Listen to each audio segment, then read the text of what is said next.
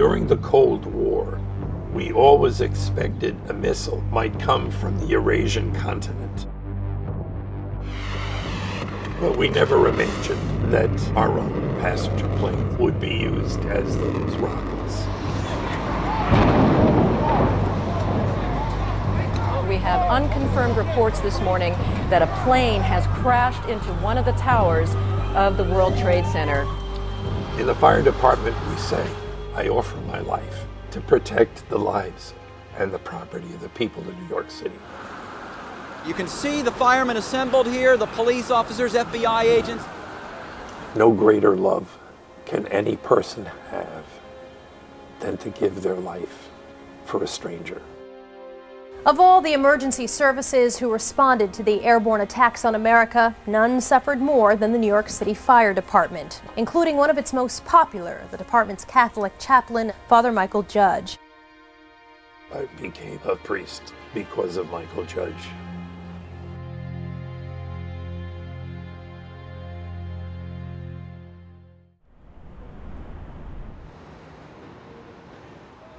I'm Christopher Keenan. I am a Franciscan brother priest here in New York City. I was born in 1942. I was raised across the river in New Jersey in the 50s. The parish was really a center of everyone's life. And I say in my high school years that I didn't learn much, but I had a wonderful social life. When I graduated high school, I had a Teamster job in the town of East Rutherford. And it happened that in that parish, I met Mychal Judge. The Franciscans were wonderful in my life, but I had no intention of being a priest. So Mychal at one point said to me, you know, why don't you consider being a Franciscan brother? And I said, are you out of your mind? I said, I could never do the studies because I cheated my way through high school. And how do you spell that, chastity? And he simply said to me, if I could do it, you can do it. So it's like one of those mentoring moments where someone believes in our potential and our possibility more than we believe in ourselves. And here I am, 59 years later. It's just been a fascinating journey. The beauty of it is the first 3 years of my being a young priest, by a miracle, happened to have been with Mychal. So like we'll say in the fire department, I was his probie for 3 years. He formed me and was a mentor to me, and it's been an honor and a gift to take his place as chaplain in the fire department when he died that day. Never a boring day on this job. You do what God has called you to do.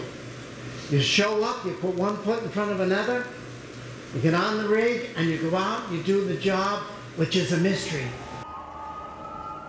That morning of 9/11, Jules Naudet, with his brother Jacques, had been doing a documentary on a probie in the fire department. They heard this roar, and he put up his camera. Holy shit! And it's the only picture of the first plane going into the tower.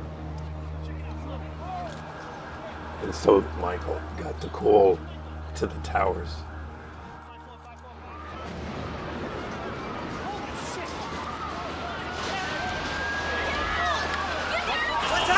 Get back! He was in the lobby of the Trade Center where the buildings started coming down. A huge explosion now, raining debris on all of us. We better get out of the way! Move it! Come on!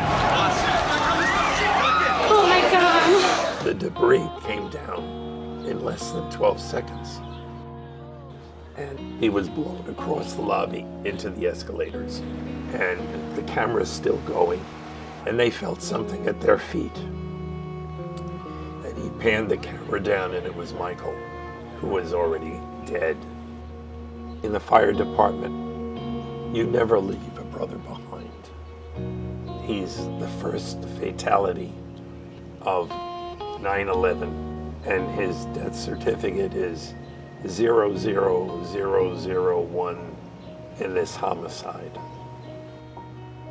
There's that picture of them carrying him out in a chair, and it's sort of like a modern Pietà in the Vatican in Rome in St. Peter's, is the statue of Mary holding Jesus having been taken down from the cross. The fact that they carried him out saved them from the second collapse. Mychal is the only one who came out recognizable and viewable at a wake in an open coffin. That day, I volunteered at St. Vincent's Hospital, doing notifications to families to announce that their son, their husband, had died in the Trade Center. A few days later, Mychal's funeral was televised internationally, and so this was sort of the first opportunity for the city, the country, and the world to mourn the 3,000 who died that day. There were 343 in the fire department that had died with Mychal, and so it was like just immediately diving into the recovery operation. At the pit of the World Trade Center, the cranes would be lifting the steel from the dirt, but that air fed the fires burning underneath, and there would be these plumes of different colored smoke that would come from it. And this one night, I was driving an ATV, and I had this graced insight from the Holy Spirit that I'm descending into hell, and I'm seeing the face of God on all the people that were down there in the recovery process. And those 24 chemicals that they test our lungs for were burning underground. We knew initially that we didn't have the proper equipment for our faces and for our lungs. That toxic brew would take 10 to 15 years to manifest itself in strong forms of cancer. And besides the 343 that died that day with the 3,000, there are 252 of us who have died from the toxins. And it was an incredible community that was there. We went through 220 stories looking for remains. There was no sign of a computer, file cabinets, desk, chairs, paper. Everyone and everything was vaporized, pulverized, and cremated. When I was commissioned in the fire department after 9/11, I was really going to say no to the opportunity to be the chaplain, because I'd gone through some cancer surgery and had become too anxious and afraid. And I just felt that I couldn't, in that position, say yes. However, 3 people that I worked with said, well, we've decided you're going to do it. You need to do it, and the firefighters in New York City need to do it, so you go and do this. And in that moment, my anxiety and fear moved to serenity and peace. And that I knew I was called to do this. And so I said yes. After I was commissioned, the firefighters across the street sat me around the kitchen table where everything happens in the firehouse. And they said something that was extraordinary and so powerful. We know you've given your life for us as our chaplain. We know you're ours. Don't you ever forget that all 11,000 of us are yours. Now, who's ever been told that? I would do anything for them, and they would do anything for me, which is just an incredible, powerful experience of being part of the fire department family. I often remind the firefighters that no greater love can any person have than to give their life for a stranger. That really is the essence of the fire service. As a Franciscan priest, I would have never fantasized that I would be formally trained in counterterrorism.